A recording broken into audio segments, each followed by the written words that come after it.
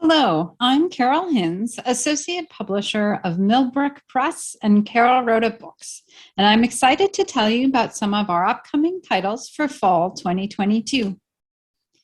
Two of our favorite poets and co-authors, Irene Latham and Charles Waters, have reunited to write a wonderful picture book.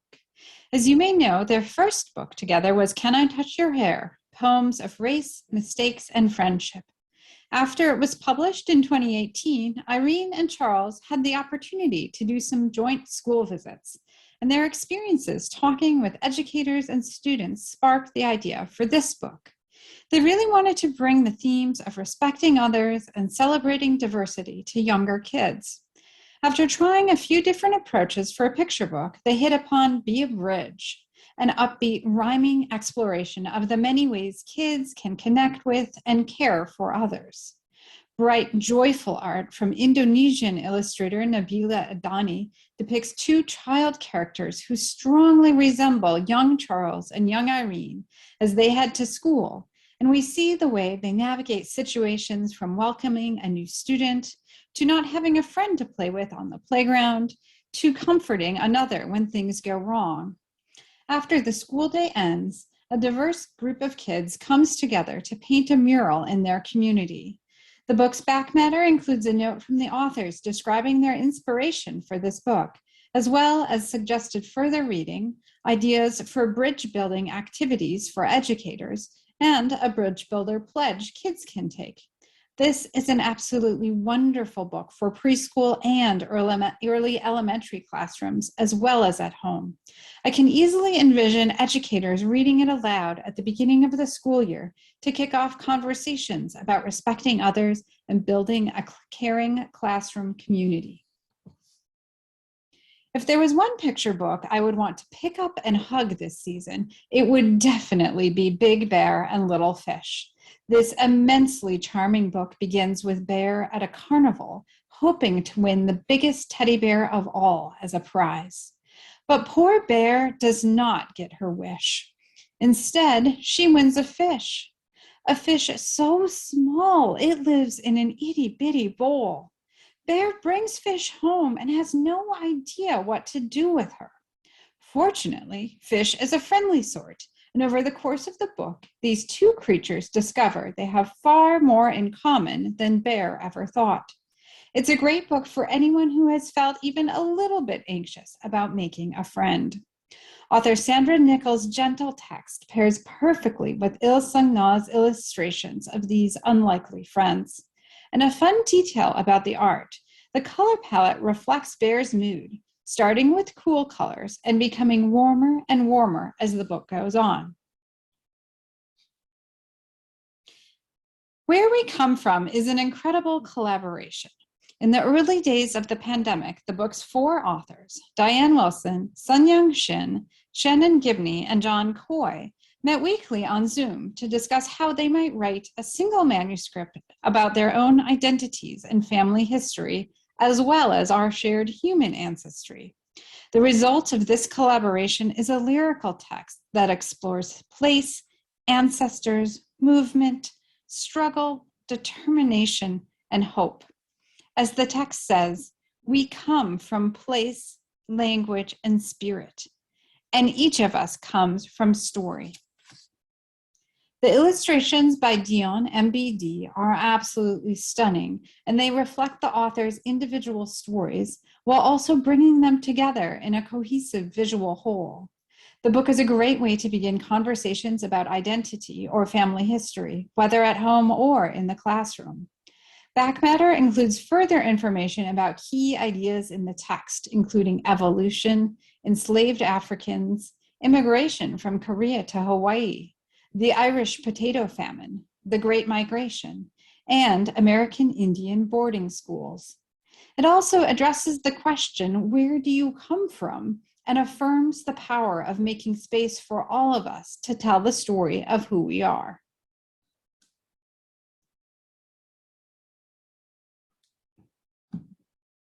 We launched a series of board books in spring 2022 featuring the dinosaurs from Lisa Wheeler and Barry Gout's delightful Dino Sports picture book series. And for fall, we're continuing the fun with My First Dino Football, My First Dino Basketball, and My First Dino Hockey. These books are super cute and lots of fun for the littlest sports fans. Next up in our Dino Holidays series is Valentine's Day. Lisa Wheeler's sweet rhyming text touches on lots of familiar ways to celebrate, including decorating boxes for cards at school, baking treats, buying flowers and candy, and a special Valentine's dance. In a running gag, we see Minmi making gifts for different dinos she has crushes on, and at the book's end, she declares, "I like everyone," and passes out gifts to all her dino friends. The Lady and the Octopus is a truly standout work of middle grade nonfiction that weaves together biography with history and science. Jeanne Villepreux-Power was an unlikely scientific revolutionary.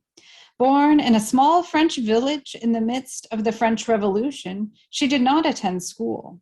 She was fortunate that her mother taught her to read at home, and at the age of 17, she set off to seek her fortune in Paris, where she found work as a seamstress.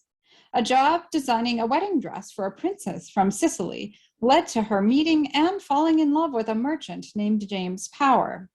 The couple settled in Sicily, and here Jeanne had the curiosity, opportunity, and resources to study the wildlife. She kept a pair of weasel-like pine martens, a pet tortoise, and in a quest to find a way to study live specimens from the ocean, she invented aquariums. The creature she is best known for studying is the Argonaut, an unusual octopus that has a shell. Thanks to rigorous experimentation, Jeanne solved a 2,000-year-old question about whether Argonauts steal their shells, as hermit crabs do, or build the shells themselves. Written in a terrifically engaging style by author, marine biologist, and octopus enthusiast Dana Staff, this book touches on topics ranging from the guillotine to French fashion to the birth of the metric system to the ethics of experimenting on animals then and now.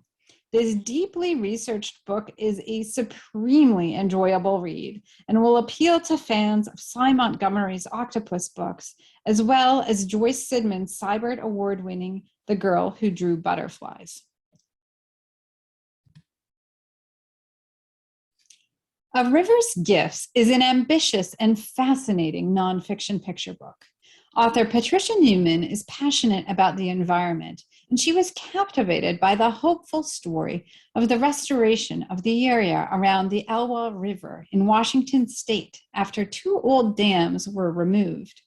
This land has traditionally been home to the Lower Elwha Clallam tribe, also known as the Strong People. In A River's Gifts, Patricia focuses on the way in which the Strong People and the river nourished each other, and the harm done when white people showed up and began to exploit the area's natural resources. The illustrations are by Métis artist Natasha Donovan, who lives in Washington state and feels deeply connected to this story. This book is told on a fairly epic scale, starting prior to the arrival of humans in the area and concluding in the present day.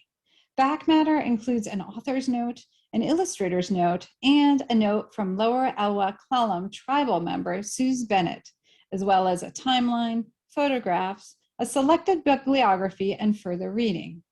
A River's Gifts is a great fit for fans of books like Grand Canyon by Jason Chin and Neighborhood Sharks by Catherine Roy. Are we really publishing a book with "suck" in the title? Oh, yes. Reuniting Jane Yolen, Heidi Stempel, and Eugenia Nobati, the team behind the delightful EQ Reek, this poetry collection highlights various animals that, well, suck. There's the mosquito, of course, but also featured are moths and butterflies, elephants, lampreys, pigeons, and many more. The illustrations are terrifically fun, And the back matter includes additional information about the animals featured, as well as a list of body parts that suck, and a glossary and further reading to round things out. Not done yet is our picture book biography of Shirley Chisholm, and it brings together two talented creators who really capture Chisholm's legacy. The text is written in free verse by Tamika Fryer Brown, and it concisely takes readers through Chisholm's life and highlights her accomplishments, which include becoming Brooklyn's first Black assemblywoman, the first Black woman elected to Congress, and the first woman of any race to seriously run for president. Throughout is a running theme that her work demanding equal rights for all and her support of policies connected to the environment, children, and healthcare is not done yet. And the book concludes by noting that her legacy continues even now. The illustrations are by Nina Cruz, who is known for her photo collage art, but has recently started exploring digital illustration. One of the things I love about Nina's art is the way it really captures the feel of New York in the 1960s and 1970s. Back matter includes an author's note, an illustrator's note, as well as a note about the quotations in the book, which are paraphrased to make them accessible to young readers. There's also a selected bibliography and suggested additional resources. Fun fact, I accidentally inspired this picture book. On a very cold winter day a few years ago, I was admiring the swirls of frost on one of the windows in my house, and I snapped a photo and put it on Instagram. Author Maria John Ferrari loved the photo and commented that there was probably a lot of science behind how frost forms. So she started researching. The result is Ice Cycle, a beautiful poetry collection that introduces readers to an astonishing variety of forms of ice on land and ice at sea. Yes, there's frost, but there's also needle ice, pancake ice, flowbergs, fraisal, and much more. Illustrations from Jiting Chen showcase the different types of ice gorgeously, making the book both informative and lovely. Back matter discusses water as a solid, liquid, and gas, along with providing more detailed information about all of the ice forms shown in the book. It's a great book to welcome winter, as well as a wonderful fit for lessons about water and states of matter. On a Gold Blooming Day is a delightful companion book to Buffy Silverman's On a Snow Melting Day, which came out in spring 2020. In this one, Buffy poetically highlights the changes to the natural world that happen in fall. To quote briefly from the text, on an apple-picking, seed-sticking, autumn-colored day, pumpkins glow, shadows grow, woodpeckers drill, breezes chill. This is a great book for encouraging kids to look closely at the natural world and search for signs of autumn. Back matter includes more details about everything featured in the main text, as well as further reading. Operation Pangolin is our second book with author and professional wildlife photographer Susie Esterhazy. This new book takes us to Vietnam to learn about pangolins, which are the world's only scaled mammal. Readers will learn lots of facts about these unusual animals, including why they have become endangered. And they'll also meet and learn about the work of Tai Van Nguyen, who is the world's first expert pangolin rescuer and the founder of an organization called Save Vietnam's Wildlife. As in Susie's earlier book with us, The Adventures of Dr. Sloth, there are incredible close-up photos throughout. And at the end, there are tips for what kids can do to help pangolins. The back matter includes a glossary, further reading, and index. And as a whole, this book is a wonderful read for animal-loving kids. Secrets of the Lost City is our latest book with Sandra Marie. For many years, there were rumors of an ancient city hidden somewhere in the Honduran Rain Forest, known as the Lost City of the Monkey God. Thanks to a type of remote sensing technology called LiDAR, researchers located a site that appeared to have archaeological ruins and made plans for an expedition to learn more. This site appears to once have been home to about 10,000 people, with the remains of buildings as well as many artifacts.